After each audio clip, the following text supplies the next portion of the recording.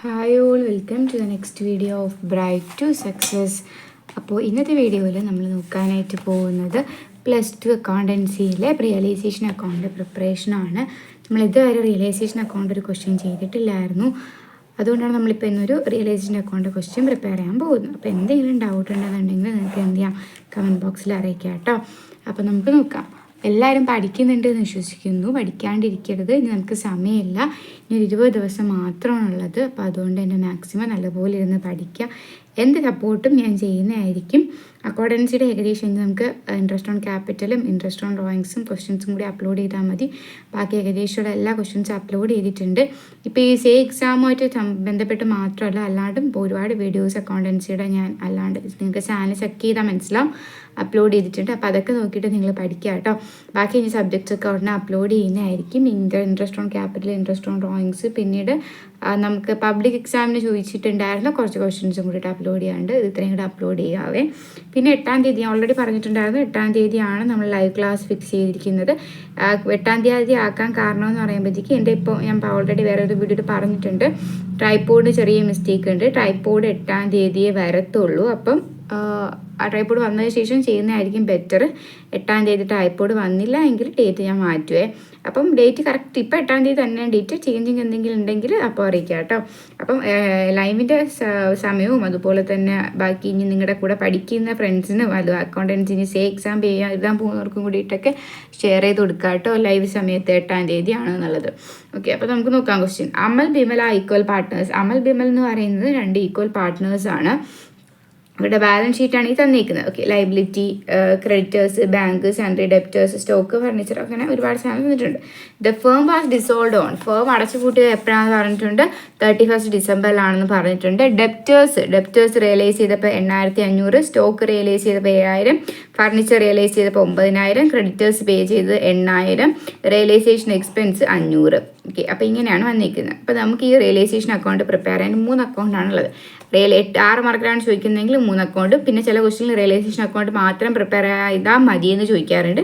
എങ്കിൽ നമ്മൾ realisation account മാത്രം പ്രിപ്പയർ ചെയ്താൽ മതി. Realisation account, capital account, bank account, ഇത് 3 പ്രിപ്പയർ ചെയ്യാനാണ് 6 മാർക്കിനൊക്കെ ചോദിക്കുന്നത്.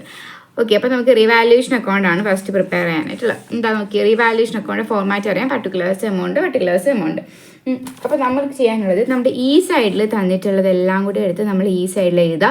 ഈ സൈഡിൽ തന്നിട്ടുള്ള എല്ലാം കൂടി നമ്മൾ ഈ സൈഡിൽ എഴുതുക. ഓക്കെ, അതാണ് നമ്മൾ ആദ്യം ചെയ്യുക. അതിൽ ബാങ്ക് ഒന്നും എഴുതരുത്, ഞാൻ പറഞ്ഞുതരാം. ഫസ്റ്റ് നമുക്ക് ലയബിലിറ്റി സൈഡ് നോക്കുക. ലയബിലിറ്റി സൈഡിൽ ക്രെഡിറ്റേഴ്സ് മാത്രമേ ഉള്ളൂ അല്ലേ. അപ്പോൾ ക്രെഡിറ്റേഴ്സ് 10,000 ഒന്ന് നമുക്ക് ഇവിടെ എഴുതാമല്ലോ. ഓക്കെ, അപ്പോൾ ക്രെഡിറ്റേഴ്സ് 10,000. ദെൻ നെക്സ്റ്റ് വരുന്നത് ഈ ഒരു സൈഡ് നോക്കാം. ബാങ്ക് നമ്മൾ എഴുതത്തില്ല. പിന്നെ വരുന്നത് സൺട്രി ഡെപ്റ്റേഴ്സ് ആണ്. സൺട്രി ഡെപ്റ്റേഴ്സ് 10,000 എന്ന് എഴുതും. സ്റ്റോക്ക് പിന്നെ 8,000 എന്ന് എഴുതും. പിന്നെ വരുന്ന ഫർണിച്ചർ 7,000. ഇത് ഇത്രയും നമുക്ക് ഇവിടെ എഴുതാമല്ലോ. സൺട്രി ഡെപ്റ്റേഴ്സ് ആണ് ഫസ്റ്റ് വരുന്നത്. Sundry debtors 10,000, stock 8,000, then furniture 7,000. അങ്ങനെ 3 ആയിട്ടാണ് വരുന്നത്. ഇത് നെക്സ്റ്റ് വരുന്നുണ്ട്. ഇനി നെക്സ്റ്റ് ചെയ്യാനുള്ളത്, നമ്മുടെ ഇവിടെ എന്തൊക്കെയാണ് റിയലൈസ് ചെയ്തതെന്ന് പറഞ്ഞിട്ടുള്ളത്, ഡെപ്റ്റേഴ്സ് റിയലൈസ് ചെയ്തു 8,500 എന്ന് പറഞ്ഞിട്ടുണ്ട്. സ്റ്റോക്ക് റിയലൈസ് ചെയ്തു 7,000 എന്ന് പറഞ്ഞിട്ടുണ്ട്. ഫർണിച്ചർ റിയലൈസ് ചെയ്തു 9,000. അപ്പോൾ ഇത് 3ഉം വിറ്റു എന്നാണ് പറഞ്ഞേക്കുന്നത്. Okay, asset realisation account prepare ചെയ്യാൻ കാരണം നമ്മൾ അസറ്റ് എല്ലാം വിൽക്കുവാണ്, ലയബിലിറ്റീസ് എല്ലാം കൊടുത്തു തീർക്കുവാണ് ചെയ്യുന്നത്. ഓക്കെ, അപ്പോൾ അതിൽ ഡെപ്റ്റേഴ്സ് നമുക്ക് 8,500 രൂപ കിട്ടി. ദെൻ നെക്സ്റ്റ് സ്റ്റോക്ക് റിയലൈസ് ചെയ്തപ്പോൾ സ്റ്റോക്ക് കൊടുത്തപ്പോഴത്തേക്ക് 7,000 രൂപ കിട്ടി. ഫർണിച്ചർ കൊടുത്തപ്പോഴേക്കും എത്രയാണ്, 9,000 രൂപ കിട്ടി. അപ്പോൾ നമുക്കിതെല്ലാം കൂടി ആഡ് ചെയ്ത് നമ്മൾ എവിടെ എഴുതണം, ബാങ്ക് എന്നും പറഞ്ഞിട്ട് നമ്മൾ സൈഡിൽ എഴുതണം, ക്രെഡിറ്റ് സൈഡിൽ എഴുതണം. ഇവിടുത്തെ എല്ലാം കൂടെ ആഡ് ചെയ്തിട്ട് നമ്മൾ ഇവിടെ എഴുതണം. ഓക്കെ, അപ്പോൾ ബാങ്ക് എന്ന് പറഞ്ഞിട്ട് നമുക്ക് എവിടെ എഴുതാം, ക്രെഡിറ്റ് സൈഡിൽ എത്ര രൂപ വരെ ഇതെല്ലാം കൂടെ ആഡ് ചെയ്യുമ്പോൾ 24,500. ഇനി നമ്മുടെ ചില ക്വസ്റ്റ്യനിലാണെന്നുണ്ടെങ്കിൽ ഇപ്പോൾ ഈ ഒരു ഡെപ്റ്റേഴ്സ് എന്ന സംഭവം തന്നേക്കത്തില്ല. Okay, stock realised, furniture realised തന്നിട്ടുണ്ട്. അപ്പോൾ നമ്മൾ ഡെപ്റ്റേഴ്സ് എന്ത് ചെയ്യും, നമുക്ക് പറഞ്ഞിട്ടില്ലെങ്കിൽ നമ്മൾ ഈ ഒരു സെയിം എമൗണ്ട്, ഈ ഒരു എക്സാക്ട് എമൗണ്ട് ഇതിൻ്റെ കൂടെ ആഡ് ചെയ്ത് എഴുതണം, ബാങ്ക് എന്നും പറഞ്ഞു. ഓക്കെ, അപ്പോൾ ഇത്രയും മനസ്സിലാകുന്നുണ്ടോ എന്ന് വിശ്വസിക്കുന്നു. ദെൻ നെക്സ്റ്റ് നമുക്ക് ക്രെഡിറ്ററിൻ്റെ കാര്യം നോക്കാമല്ലോ. ക്രെഡിറ്റർ എന്താ പറഞ്ഞിട്ടുള്ളത്, 8,000 രൂപ ആയി എന്നാണ് പറഞ്ഞിട്ടുള്ളത്. ക്രെഡിറ്റേഴ്സ് പെയ്ഡ് 8,000 എന്ന് പറഞ്ഞിട്ടുണ്ട്. അത് നമുക്ക് ബാങ്ക് എന്നും പറഞ്ഞിട്ട് 8,000 ഇവിടെ എഴുതാം. ഓക്കെ, അപ്പോൾ എഴുതിയോ ബാങ്ക് എന്ന് പറഞ്ഞിട്ട് 8,000. ബാങ്ക് 8,000 ഇവിടെ എഴുതി. പിന്നെ നമുക്കിവിടെ എന്ത് പറഞ്ഞിട്ടുണ്ട്, റിയലൈസേഷൻ എക്സ്പെൻസ് പേ ചെയ്ത കാര്യം പറഞ്ഞിട്ടുണ്ട്. എത്ര രൂപയാണ്? 500 രൂപയാണ്. ഓക്കെ, അപ്പം നമുക്ക് എഴുതാം റിയലൈസേഷൻ എക്സ്പെൻസ് എന്നോ വീണ്ടും ബാങ്ക് എന്ന് എഴുതിയിട്ട് ബ്രാക്കറ്റിൽ എക്സ്പെൻസ് എന്ന് എഴുതിയാൽ മതിയാവും. റിയലൈസേഷൻ എക്സ്പെൻസ് വരുമ്പോഴത്തേക്കും 500 രൂപയാണ്. ഓക്കെ, ഇത്ര മനസ്സിലായിട്ടുണ്ടല്ലോ. ഓക്കെ, അപ്പോൾ ഇത്രയേ ഉള്ളൂ. നമുക്കിനി ഇത് ബാലൻസ് ചെയ്യാം. നോർമലി നമ്മൾ ബാലൻസ് ചെയ്യത്തില്ല, അതുപോലെ ബാലൻസ് ചെയ്യാവുന്നതാണ്. അപ്പോൾ നമുക്ക് 34,500 വരും. ഇനി നമുക്ക് എന്താ ചെയ്യേണ്ടതെന്ന് പറയുമ്പോഴത്തേക്ക് ഇവിടെ ബാലൻസ് ചെയ്യുമ്പോഴത്തേക്ക് 1000 രൂപയാണ് ഇവിടെ വരുന്നത്. ഇത് നമ്മുടെ ഈ ഒരു പാർട്ട്നേഴ്സിന് ഷെയർ ചെയ്ത് കൊടുക്കാം. ഓക്കെ, അമൽ ക്യാപിറ്റൽ എത്ര വരും? 500. ഈക്വൽ പാർട്ട്നേഴ്സ് ആണെന്ന് പറഞ്ഞതുകൊണ്ട് തന്നെ നമുക്ക് എന്താണ് ഈക്വലായിട്ട് ഷെയർ ചെയ്ത് കൊടുക്കാം. അങ്ങനെ 1000 രൂപയാണ് വരുന്നത്. ഇതെങ്ങനെയാണ് നിങ്ങൾക്ക് മനസ്സിലായിട്ടുണ്ടെന്ന് വിശ്വസിക്കുന്നു. ഒന്നും കൂടി പറഞ്ഞുതരാം.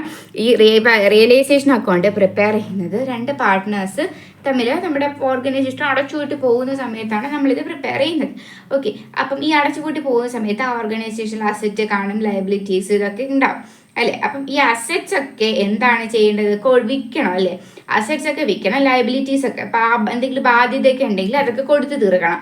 ഓക്കെ, അപ്പോൾ അസറ്റ്സ് ഒക്കെ അപ്പം നമ്മൾ ഈ ക്വസ്റ്റ്യൻ കിട്ടിയ ഉടനെ നമ്മുടെ ലയബിലിറ്റീസ് എല്ലാം കൂടി എടുത്ത് നമ്മൾ ക്രെഡിറ്റ് സൈഡിലും അസറ്റ് എല്ലാം കൂടി എടുത്ത് നമ്മൾ ഡെബിറ്റ് സൈഡിലും എഴുതണം. ഓക്കെ, എന്നിട്ട് നമ്മൾ അസറ്റ്സ് ഒക്കെ എത്ര രൂപയ്ക്കാണോ കൊടുത്തത് അതെല്ലാം കൂടെ നമ്മൾ എത്ര രൂപയ്ക്കാണോ നമ്മൾ വിറ്റത്, ഇതിപ്പോൾ നമ്മുടെ കയ്യിലുള്ള സ്റ്റോക്കിൻ്റെ കാര്യമാണ് നമ്മൾ ക്രെഡിറ്റ് സൈഡിലും ഡെബിറ്റ് സൈഡിലായിട്ട് എഴുതി.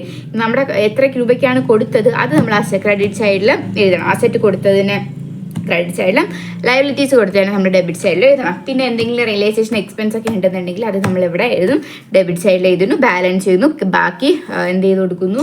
ഷെയർ ചെയ്ത് കൊടുക്കുന്നു. ഓക്കെ, ഇത്രയും മനസ്സിലായിട്ടുണ്ടല്ലോ. ദെൻ നെക്സ്റ്റ് നമുക്ക് ക്യാപിറ്റൽ അക്കൗണ്ട് ആണ് പ്രിപ്പയർ ചെയ്യേണ്ടത്. ഓക്കെ, അപ്പം നമുക്ക് ബാലൻസ് ബിബാഡി നമ്മുടെ ക്വസ്റ്റ്യനിൽ ക്യാപിറ്റൽ കൊണ്ടുവന്ന കാര്യം പറഞ്ഞിട്ടുണ്ട്. അമൽ 12,000, ബിമൽ 8,000 രൂപയാണ് കൊണ്ടുവന്നത്. ഓക്കെ, അപ്പം നമുക്ക് ക്യാപിറ്റൽ എഴുതാലോ. ആദ്യം ബാലൻസ് സി ബാർ ഡി എന്നും പറഞ്ഞിട്ട് എത്രയാണ് capital? Balance B bar D ആണ് 12,000, 8,000. ദെൻ നെക്സ്റ്റ് നമ്മൾ റിയലൈസേഷൻ ചെയ്ത ഈ ഒരു എമൗണ്ട് ആണ് ഇങ്ങോട്ട് എടുത്ത് എഴുതേണ്ടത്. ഓക്കെ, റിയലൈസേഷൻ ചെയ്തപ്പോഴത്തേക്ക് 2 പേർക്കും 500. വേറെ ഒന്നും ഇല്ലല്ലോ ഇവിടെ, വേറെ ഒന്നും ഇല്ലാത്തതുകൊണ്ട് തന്നെ നമുക്കിനി ഇത് ബാലൻസ് ചെയ്യാം. ബാലൻസ് ചെയ്യുമ്പോഴത്തേക്കും ഇവിടെ 12,500, അവിടെ 8,500, 12,500. ഓക്കെ, ഇവിടെ ബാലൻസ് എല്ലാവർക്കും അറിയാൻ വിശ്വസിക്കും. ഞാൻ ഏതൊരു വീഡിയോയിൽ എക്സ്പ്ലെയിനും കൂടി ചെയ്തിട്ടുണ്ട്. അപ്പോൾ അത് നോക്കിയിട്ട് എല്ലാവരും പഠിക്കുക കേട്ടോ. 8,500 ഇങ്ങനെയാണ് വരുന്നത്. ദെൻ നെക്സ്റ്റ് വരുന്നത് ബാങ്ക് അക്കൗണ്ട് ആണ് എഴുതാനായിട്ടുള്ളത്. നമ്മുടെ ഇവിടെ പറഞ്ഞിട്ടുണ്ട് ബാങ്ക് 5,000 രൂപയെന്ന് ക്വസ്റ്റ്യനിൽ തന്നിട്ടുണ്ട്. ഇവിടെ നോക്കിയ ക്വസ്റ്റ്യനിൽ 5,000 രൂപയും തന്നിട്ടുണ്ട്. ആ 5,000 രൂപ നമ്മൾ ആദ്യം ബാലൻസ് ബി ബാർ ഡി എന്നും പറഞ്ഞിട്ട് 5,000 രൂപ നമ്മൾ ആദ്യം ഇവിടെ കാണിക്കണം. പിന്നെ കാണിക്കാനായിട്ടുള്ളത് നമ്മുടെ റിയലൈസേഷൻ്റെ ഇവിടെ നമ്മൾ എത്ര ബാങ്ക് ഇവിടെ എഴുതിയിട്ടുണ്ടോ അതൊക്കെ വേണം നമ്മളവിടെ കാണിക്കാൻ. ഇവിടെ 3 ബാങ്ക് നമ്മളിവിടെ എഴുതിയിട്ടുണ്ട് അല്ലേ. ആ ബാങ്കിൽ ഫസ്റ്റ് ഈ സൈഡിലുള്ള ബാങ്ക് അല്ല, നമ്മൾ ബാങ്കിൽ ഈ ഡെബിറ്റ് സൈഡിൽ എഴുതും, ഓപ്പോസിറ്റ് സൈഡിൽ എഴുതും. അത് ഓർത്താൽ മതി. ഇവിടെ ഉള്ളത് നമ്മൾ ഇവിടെ എഴുതും, ഇവിടെ ഉള്ളത് നമ്മൾ ഇവിടെ എഴുതും. ഓക്കെ, അപ്പോൾ ബാങ്ക് ഇവിടെ ക്രെഡിറ്റേഴ്സ് 24,000 എന്ന് പറഞ്ഞിട്ടുണ്ട്, 24,500 എന്ന് പറഞ്ഞിട്ടുണ്ട് ബാങ്ക് ക്രെഡിറ്റ് സൈഡിൽ. അപ്പം റിയലൈസേഷൻ 24,500. ദെൻ നെക്സ്റ്റ് ഇവിടെ ഉണ്ടല്ലോ റിയലൈസേഷൻ എക്സ്പെൻസ് ആണ് നമ്മൾ 500 കൊടുത്തത്. അത് എക്സ്പെൻസ് എന്ന് ബ്രാക്കറ്റിൽ എഴുതുക 500. ദെൻ വീണ്ടും റിയലൈസേഷൻ എത്രയാണ്? 8,000. ഇവിടെ തന്നിട്ടുണ്ട് 8,000 എന്നുള്ളത് ഇവിടെ ഉണ്ട്. അത് വേണം നമ്മൾ ഇങ്ങോട്ട് എടുത്ത് എഴുതാനായിട്ട്. പിന്നെ ഇനി നമ്മൾ എഴുതാനുള്ളത് നമ്മുടെ ഈ ഒരു അമലിൻ്റെ ബിമലിൻ്റെ ക്യാപിറ്റൽ ഉണ്ടല്ലോ, അത് ഇവിടെ നിന്ന് താഴോട്ട് കൊണ്ടുപോകണം. ഈ ഒരു 2നെ നമ്മൾ താഴോട്ട് കൊണ്ടുപോകണം. അപ്പം നമ്മൾ അമൽ ക്യാപിറ്റൽ 12,500, ബിമൽ ക്യാപിറ്റൽ 8,500. ഇനി നമുക്ക് നോർമലി ബാലൻസ് ചെയ്താൽ മതി. ബാലൻസ് ചെയ്യുമ്പോഴത്തേക്ക് നമുക്ക് 2 എമൗണ്ടും ടാലിയായി വരും. ബാലൻസ് ചെയ്യുമ്പോൾ 2ഉം 29,500 വരും. നിങ്ങൾ ചെയ്ത് നോക്കിയാൽ മതി, കറക്റ്റ് ആൻസർ വരും. അപ്പോൾ എല്ലാവർക്കും ഇത് മനസ്സിലായിട്ടുണ്ടെന്ന് വിശ്വസിക്കുന്നു. ഇതിലെന്തെങ്കിലും ഡൗട്ട് ഉണ്ടെന്നുണ്ടെങ്കിൽ കമൻറ്റ് ബോക്സിൽ അറിയിക്കുക. സിമ്പിളാണ്, വേറൊന്നുമില്ല. ഈ ഒരു സംഭവം ഈ ബാങ്ക് അക്കൗണ്ട് കാര്യം മനസ്സിലായെന്ന ഡൗട്ട്. കാരണം ബാങ്കിൽ എത്രയാണുള്ള ആ എമൗണ്ട് നമ്മൾ ഡെബിറ്റ് സൈഡിലോട്ട് എടുത്ത് എഴുതാം. എന്നിട്ട് നമ്മുടെ ഇവിടെ ബാങ്കിലുള്ളതെല്ലാം നമ്മൾ ഇവിടെ എഴുതും, ഇവിടെ ബാങ്കിലുള്ളതല്ല ഈ സൈഡിൽ റിയലൈസേഷൻ അക്കൗണ്ട് കാര്യമാണ്. റിയലൈസേഷൻ ഉള്ളതെല്ലാം നമ്മൾ ഈ ഒരു ബാങ്ക് അക്കൗണ്ടിൽ ഈ സൈഡിൽ എഴുതും. പിന്നെ നമ്മുടെ ക്യാപിറ്റൽ അക്കൗണ്ട് ചെയ്യുമ്പോഴത്തേക്ക് ബാലൻസ് വന്ന അമലിൻ്റെയും കിമലിൻ്റെ ക്യാപിറ്റലും കൂടെ നമ്മളിവിടെ എടുത്ത് ചെയ്തിട്ട് ബാലൻസ് ചെയ്യുമ്പോഴത്തേക്കും നമ്മുടെ എമൗണ്ട് ആവും. അപ്പോൾ എല്ലാവർക്കും മനസ്സിലായി വിശ്വസിക്കുന്നു. വീഡിയോ ഹെൽപ്ഫുൾ ആണെങ്കിൽ കമൻറ്റ് ബോക്സിൽ അറിയിക്കാം കേട്ടോ. Okay, thank you.